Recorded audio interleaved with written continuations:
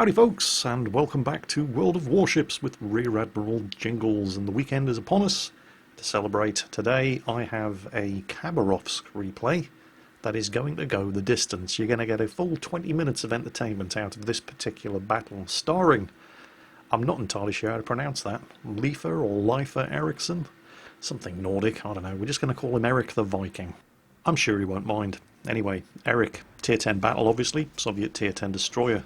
One of two Soviet Tier 10 destroyers, the Khabarovsk is the original. And well, I say destroyer, but it really sort of follows in the fine tradition of other Russian vessels here in World of Warships. The Moskva, for example, Tier 10 cruiser. I'm calling bullshit on that one. The Moskva is more like a Tier 10 battleship, and while the Khabarovsk is sitting at the top of the Soviet destroyer tree, it really plays more like a light cruiser. It's actually very well armoured, and it's big for a destroyer. And when I say well armoured, I mean, it's not going to be shrugging off 203mm armour piercing rounds, but low caliber high explosive has an annoying tendency to just shatter harmlessly on the Khabarovsk's armour. Continuing the light cruiser metaphor, it also has the firepower of a light cruiser. It has 8 130mm guns with very, very high initial muzzle velocity of 900 meters per second on both the high explosive and the armour piercing. You can Citadel cruisers firing the armour piercing from this thing, and we're going to be seeing a little bit of that in this game. Next, absolutely lousy surface detection range of 10 kilometers on this thing. That's stock, of course. Obviously, if you're running a concealment module and you have the relevant captain skills, you can get that down a bit, but you still have to count on being spotted long before you spot any enemy destroyers. And that's what makes the relatively recent changes to the consumable loadouts on the Khabarovsk very, very welcome, because it's never really had much of a use for a smokescreen, particularly with the introduction of the all-new, all-singing, all-dancing spotting and visibility mechanics, where the second you fire your guns, you're basically going to get detected regardless of the range between you and the target. And so the Khabarovsk, as you can see Erik the Viking here, has the option of taking a heal rather than the smokescreen. And that's actually very, very useful on this ship, because while it looks, handles and performs like a light cruiser, it is a destroyer, and destroyers don't have citadels. And that basically means you're always going to get your money's worth out of the repair on this particular destroyer, because you never take citadel damage. You see, a battleship that takes a citadel hit can only repair 10% of that damage with the repair party consumable. A cruiser that takes a citadel hit can only repair 30% of that damage with the repair party consumable. But this ship is never going to take a citadel hit, because it doesn't have a citadel, it's a destroyer. Not only that, it's got a metric arse ton of health to begin with, and having a lot of health to begin with means that you get a lot of repairs out of the repair party consumable, because it repairs 0.5% of the ship's maximum hit points every second for 28 seconds when it's active. So taking the repair party consumable rather than the smoke generator is really a bit of a no-brainer on the Khabarovsk. You can see the effect of his armour-piercing shells on that poor Ibuki over there. And with the Ibuki turning away, he's just switching to the high explosive now. And that's when the Atago comes steaming around the corner. So, well, he's firing the high explosive at the Atago, but he's still getting decent results from that, as he's contesting the cap here and forcing that guy out of the cap circle. Now, you'd think, since he is in a destroyer, and there are 2 enemy cruisers in shooting range, the Atago and the Ibuki, as well as a whole bunch of battleships, that you'd be getting the hell out of here. You're in a destroyer. Everybody likes shooting at destroyers, even battleships, but especially cruisers, and yet nobody's shooting at him. I mean, can I have enemies like this when I'm in a destroyer, please? He's being targeted, but nobody is actually firing their guns at him. They're about to, but too little too late. Here it comes. Finally, somebody has realised that there is a Tier 10 Soviet destroyer just hovering around the northern end of the cap circle over there, and forcing cruisers to turn and run with their tails between their legs, and somebody is finally starting to shoot at him, and then they decide, actually no, I've got better things to do. I mean, can I have cruisers like this on the enemy team when I'm in my destroyers, please? Thank you very much. So Erik decides, well, screw it, if nobody's shooting at me, I'm going to light up this Yamato and see if we can get some fires going. And with the amount of firepower that this ship throws out, it's not too difficult to set a fire on a battleship. I think those are the secondaries from the Yamato. That is an extremely long-range secondary battery loadout. Yeah, those are definitely the secondaries. Now he's firing the torpedoes at the Yamato because he's just inside the range of the upgraded torpedoes, 10 kilometers, but they are slow with a top speed of 56 knots. Oh, that's something I forgot to mention, the speed of the Khabarovsk. It's got a top speed of 43 knots, and if you fit the Sierra Mike flag and run the engine boost, it will top out at 48.7 knots. That's faster than the torpedoes on the Storozhevoy, right? This ship can move. And you really do have to keep this ship moving because it is such a big target. And if anybody actually bothers to shoot at you, it's relatively easy, particularly for cruisers, for example, to score hits. British light cruisers love shooting at this thing with a rate of fire of their 152mm guns. And would you believe it, despite the fact that these are the slowest ass torpedoes at tier 10, he's still going to hit that Yamato with them. Oh my god. Wow. It's not like the Yamato even has the excuse anymore that he didn't know he was there. He's been spotted practically this entire game, and yet still, aside from the Yamato, none of the cruisers are bothering to take shots at him. He's got the side of the Ibuki to shoot at over there, so back to the armour piercing. And he was actually scoring damage on the Yamato with the armour piercing ammo from these 130mm guns. He's knocked out some torpedo tubes, that's nice. The Ibuki is now turning away, switches back to the high explosive, and keeps up the volume of fire.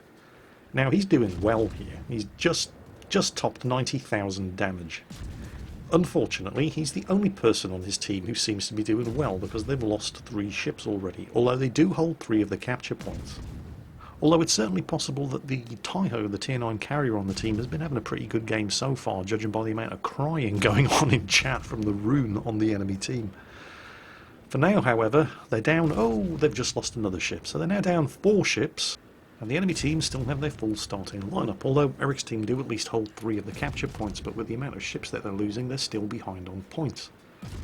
Erik's busy lighting up a second Yamato, and that's when he starts taking his first serious hit. Whoever that was has just knocked his engine out and knocked out a torpedo launcher, and while you can live without the torpedo launchers on this thing, you cannot live without the engine. So he's used his damage repair as he's attempting to finish that first Yamato off, but he's just caught the attention of a Moskva, the first Soviet tier 10 battleship to be introduced into the game. Jingles, it's a cruiser. No, it isn't. It really isn't. And the Moskva is putting some very, very effective fire into him with the high explosive. And while the armour on the Khabarovsk is good enough to get some shatters from the low caliber high explosive, it's not good enough to get shatters from the Moskva's high explosive. And while he is hit and burning, his damage controller is about to come off cooldown, instantly uses it, puts the fire out. He is busy healing some health up as well. He's going to be able to get 18% of his health back. Since that's all high explosive damage, he can heal all of that back. His engine boost is active.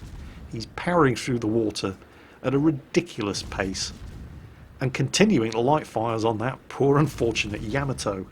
Well, I say poor unfortunate Yamato, but I mean, that's the guy that ran into his torpedoes. Torpedoes that were fired from a range of 9.6 kilometers and only have a speed of 56 knots. So, well, he probably deserves it. You'll notice that Erik is doing something that you don't usually see destroyer captains do when they get spotted. He's stood and fought his ground for basically the previous 8 minutes. Now, he wasn't actually getting shot at for some bizarre reason for most of the previous 8 minutes, but generally speaking, a destroyer captain doesn't stick around to find out whether or not he's going to get shot at when he gets spotted.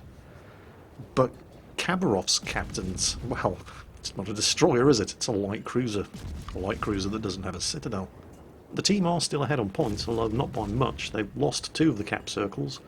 They now only control 2 of their own, but they have managed to at least sink some ships. Oh, there's the Witherer Award. Oh, it's very, very nice. And he's switching to the armour piercing now that the Yamato is broadside onto him. The Yamato is not risking getting hit by his torpedoes. He's within 10 kilometres, he's turning away. That, of course, means he has to expose the broadside of the ship to him. And yeah, this is a destroyer firing its guns at a Yamato, and he's doing 3,000 damage, 3,000 damage, 1,500 damage. Yeah. Erik is on 357 gun hits, 2 torpedo hits, and he's done 154,000 damage and not sunk anything yet. That's the part that beggars the imagination. Oh, Yamato scored a hit with its rear gun turret. 18.1 inch shells, that's definitely going to over-penetrate. So, well, we can heal that back, and that's exactly what Erik's doing as he keeps up the high explosive spam.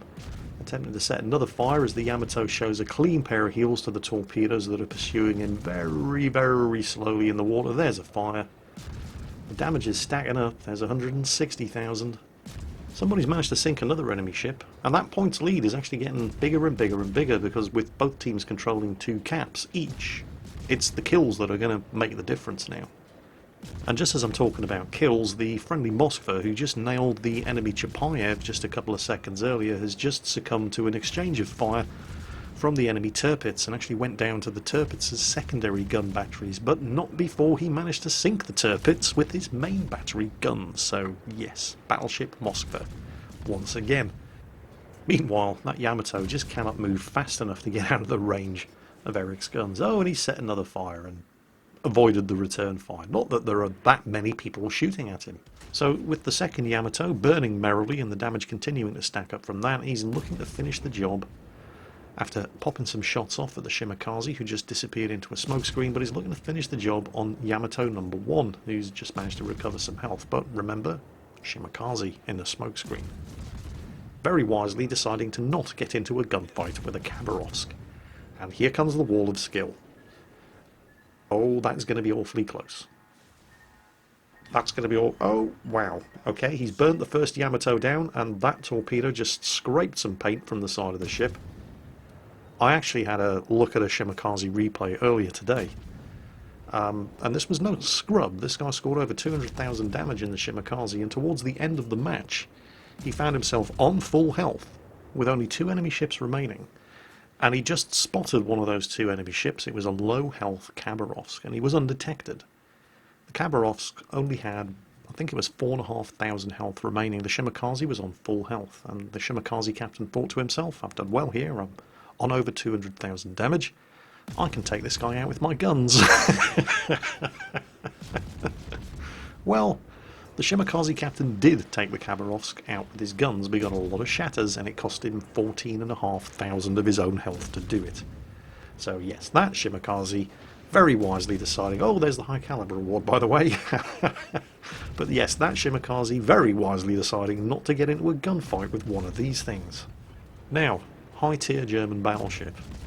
And judging by the fact that those secondaries were engaging Erik's ship at a range of 10 kilometers, it's probably safe to assume that he's spec'd heavily into a secondary build. So Erik just pulls back just a little bit to extend the range to just over 11 kilometers.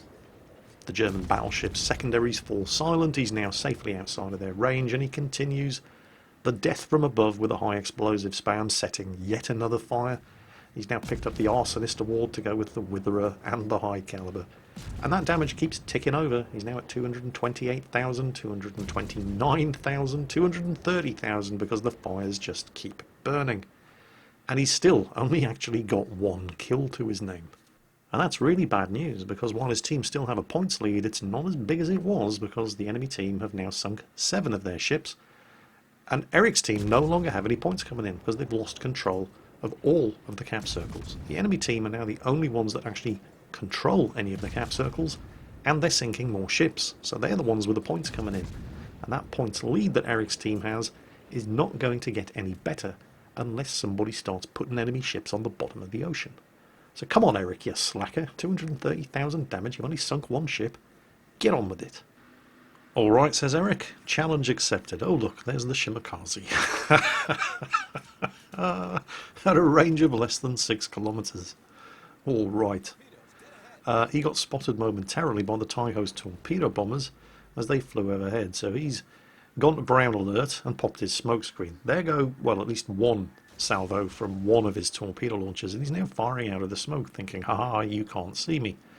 But he can't see Erik either, and that means he's going to get no warning whatsoever of Erik's torpedoes, or at least he wouldn't have gotten any warning of Erik's torpedoes if Erik hadn't fired into the smoke and then gotten himself spotted. The Shimakaze, now realising that he's this close to a Khabarovsk, immediately goes to brown alert. Erik's first salvo knocks out his engine and disables one of his torpedo launchers.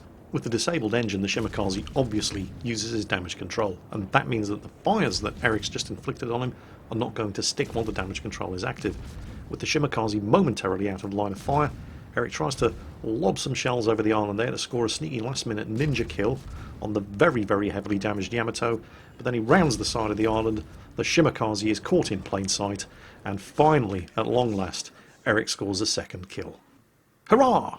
But now the bad news. Erik and the Taiho carrier are now the only two ships left alive in his team, and there are 5 enemies. And now they have no choice but to shoot at Erik, however much they might not want to do it. Erik, you need to sink a ship quick because the enemy team are ahead on points. Challenge accepted, he says, and sinks the Yamato. And now for the Atago. You remember I said that the Khabarovsk is actually quite well armoured for a destroyer? And it is, but it's only well armoured against low caliber, high explosive shells, which can shatter. So quite why the Atago over there feels it's necessary to be firing armour piercing at him, I have no idea. I mean, that's 203mm high explosive. That is not going to shatter when it hits a Khabarovsk. But, you know, never interrupt the enemy when they're in the middle of making a mistake. If that Atago wants to spam over-penetrating 203mm, there it is again, armor-piercing shells. Hey, if that's what he wants to do, we're not going to stop him. Enemy dive bombers coming in. Oh crap, there's the Moskva. But, well, the Moskva is kind of on low health, isn't it? Friendly fighters coming in, scattering the dive bomber attack. High explosive. Sets a fire on the Moskva, switches to the armour piercing, since he does have the broadside of the ship to shoot at, but, well, they don't call this thing the battleship Moskva for nothing.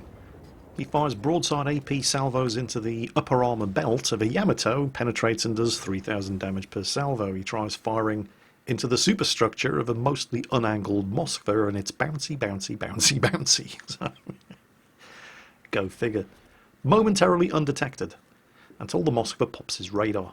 Now, he does at least know the positions, thanks to the aircraft from the Taiho of the Moskva, the Frederick the Great, and the Atago, who has decided that he's got far too many torpedoes and wants to get rid of some of them for no apparent good reason.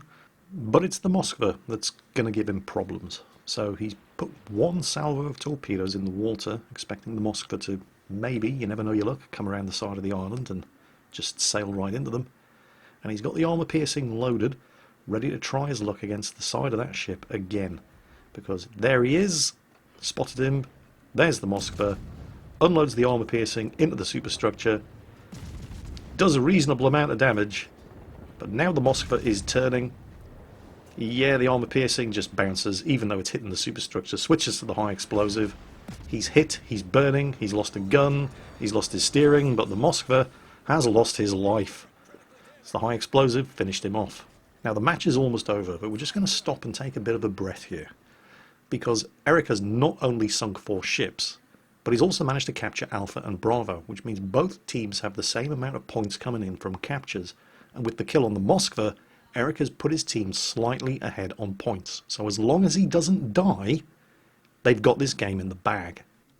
Of course, he is also beached himself on an island and is now reversing at low speed, and he only has around about 7,000 health remaining. So the worst possible thing that could happen right now was if an enemy cruiser, or I don't know, an Atago for example, rounded the corner of that island at a range of less than 5 kilometers. Now Erik was expecting exactly that to happen, but, well, caught in this kind of situation, it's hard to see how the Atago could possibly fuck it up, and yet he still somehow manages to do it, because once again, he's firing armour piercing at a destroyer that doesn't have a citadel. And so those were all over penetrations, and of course Erik's 130mm armour piercing were not. In fact, he scored a couple of citadels. And so Erik scores his 5th kill, his Kraken unleashed, puts the team even further ahead on points, which I'm sure the friendly Taiho was eternally grateful for, because he's busy getting shot at by the Frederick the Great.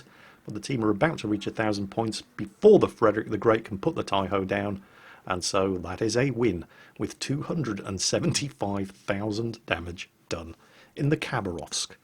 the Soviet Tier 10 light cruiser. I mean destroyer. And on that bombshell, enjoy your weekend, take care, and I'll catch you next time.